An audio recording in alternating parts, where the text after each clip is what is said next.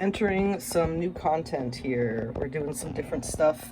If you ever go to my website, you'll see that I've been transferring all of the tarot guides for the major arcana that I've done into more readable and accessible versions than they were just on the podcast.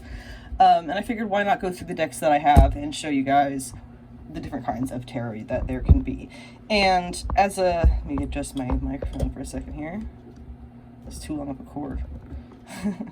As a reminder, you don't have to believe in anything to still get something from tarot, because essentially these are 78 cards of proven human tropes of personality and life. And so you're essentially shifting through 78 different lenses to look at your situation under. And something in there is bound to give you advice. There you go. That's the most basic version. I have better stuff on my side in the pages, but let's go ahead and check out the decks that I have that I'll be going over later on in different videos for themselves. This was for a long time in my main deck, the Modern Witch deck from Liminal 11, who's a publisher I really, really love. I put them in sleeves because I've had these for a couple of years now. You can get sleeves for your tarot. They're actually in two different types of sleeves. You can tell some of them are glossy and some of them are matte, but oh well. Because most of these sleeves are not sold for tarot specifically. They sell them for other kind of card collecting things. So the numbers are not usually 78 in a pack. But you can see here the cards. I won't be going through what all the cards look like for these because that would take too long, and that's what their own videos are going to be for. But here, since I don't have the box for this one anymore, you can get the vibes there, and it does come with a guidebook, a little tiny text about each card, and the major arcana is a little bit more. We have another one that I'm using on the site a lot is the official Marvel Tarot deck, which does come with a guidebook. Nice little box here. There's the guidebook, and there's the deck. We'll go over the deck in another video. This is a really fun one. I follow the artist Lily McDonald on Instagram. She's very cool. Fun fact, this was originally pitched to Megan Hetrick, but they did not like the deal that she came back with, or rather vice versa. She did not like the deal that they came back with when she told them all of what she wanted to do for it. So oh well. The Anime Tarot deck, specifically this Natasha Iglesias Anime Tarot deck, is the one that I use for anime tropes, and it's probably one of the most easy to understand tarot decks, I think, for modern times. Very nice little guidebook there, which does come with examples of each trope's character, what shows the characters examples are from. Really fantastic tarot deck. The DC Tarot is pretty basic. This one I think just came out a couple of years ago, 2022. Marvel Tarot deck came out earlier this year, Anime Tarot last year. There's got a little guidebook in here. Pretty basic. Each card is assigned to a character, I believe, aside from, it's just the trumps, I think is what it is. Just the face cards that have characters and not just numbers, you know. Here, this is my most recent deck that I've gotten, the Tarot of the Divine, deck and guidebook by Yoshi Yoshitani. Very cool. Goes through different myths, religions, folklores, fairy tales, and similar to the Anime Tarot, assigns them each, well, to all of these other ones, really. Marvel and DC as well. Assigns them each a fairy tale or a piece of folklore to each card, and that goes through the entire deck. The Tim Burton Nightmare Before Christmas deck, pretty basic as well. Nice little guidebook there. You can tell some of these have the same publisher because of the box types and styles. Let's see what else here. The Mucha Tarot is beautiful. If you're a fan of the art style of Alphonse Mucha, you'll notice I have a second copy of it here. This was the first time I bought the Mucha deck. This is what it showed up as. And we'll talk about this more when I go through with the Mucha Tarot deck, or possibly if I do a kickoff. This is a fake deck. This is not an official deck. This is something that somebody ripped off and printed and sold it in a cheaper box. the Everyday Tarot deck, I don't have the box for anymore. But it is a really, really basic one, as you can see, that I believe Biddy Tarot used to use, if not still uses, as the cards they describe on their site in their card discussions. This is a older anime tarot deck, not nearly not nearly as cool as the Natasha Iglesias one, but it's got some fun art and stuff on it. It's another really generic one from the same Instinct, the same publisher as the DC one. The Pot Tarot, if you know, you know. It's actually quite fun. You can see pictures up here. There's a couple of fun things. This is the Mystical Manga Tarot. The box was huge, so I don't have that anymore. The cards don't relate to characters specifically, or tropes or anything like that. They're just really cool art. And I do have the guidebook for that one, which is huge. So that actually is all of my traditional tarot decks. But that's not all, folks. We also have oracle decks. Oracle decks are more creatively flexible for the most part. I'll open this one to show you. It's kind of just a card with a name, and then you assign a meaning to the card. I won't pull out her little guidebook right now, but this is the Becky Cloonan Oracle. It's the first Oracle deck I think I ever bought. Absolutely beautiful with her art on it. I do have the little book that follows the story. The way that tarot follows, the major arcana of the tarot follows the journey of the Fool.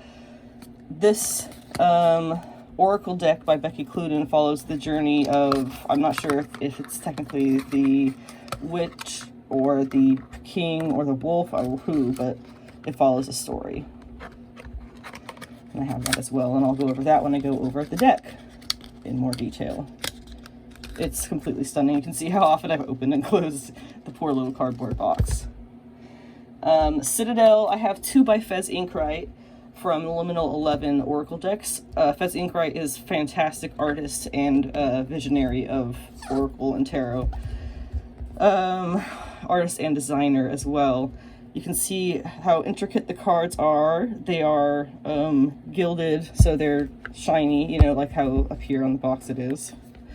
Really beautiful. This is one that is themed towards basically Dungeons and Dragons, and she actually made a D&D expansion game, I guess would be what story, I'm not sure, that you could buy off her website and play, that has the tropes and everything from the Citadel deck here. Her other deck that she has, I don't know if I can scoop back anymore, the Seed and Sickle Oracle deck is just equally as stunning, and it's got images of nature, things in nature, botany, plants, and whatnot. And the cool thing about that also is she published it with 2 different guidebooks called the Dawn and the Dusk guidebook, and we'll go over what those mean when we go over the deck, but it means the cards can be translated in 2 different ways, and that's very cool. I don't have the guidebook for this one. It was a very cheap little thing, but it's pretty basic. Animal totems, I don't know what they call them, moon phases, and moon signs, star signs, whatever you're going to say. Star signs? Is it star signs and moon signs? It just looks like it's just moon signs, which I don't have the book to tell me much about. But they do say mostly what they are. And then last, this is another one, if you know, you know, I guess. But again, Liminal 11, stunning art, and very, very pro people of color, you know, Black, Indigenous, people of color, anything you really want to describe it as. Just beautiful culturally, beautiful in every way. And it has a fantastic guidebook in here as well. Look how pretty. Very spiritual. This is metaphysical cannabis oracle deck. It is very much on the metaphysical side, in that's how it's treating all of the topic. There's another fun thing, just for a fun fact. I'm not going to go over what the cards are in the stack, called chaos decks, I think is what a lot of people call them. And it's if you have cards that are messed up or you have partial decks for any reason, putting them all together to be a chaos deck of, you know, they can only be like you pull one card, one draw, pulls. But it's still fun. I have one more deck I want to show you here, which might be the first one that I go over, honestly, because it is my absolute favorite. It's a Mike Wilcox Tarot, which I don't have the box for. Actually, I do have the box for it. It's right here. That was the original box. I kept it because it's cool. But this is a leather case that I have it in now, because I love it. Flappy flap. That was a handmade leather thing from a shop in Cayucas. Yes, the Mike Wilcox Tarot is made up of 3 parts. It's Mike Wilcox Tarot and Oracle, because you have his Oracle cards, such as the Caverns, but then you have his major arcana, such as Strength. The Ocean is Oracle, Yin Yang is Oracle. The Hanged Man is obviously Tarot, Emperor. Let's find some of the, aha, there we go. The 3rd part being Star Signs.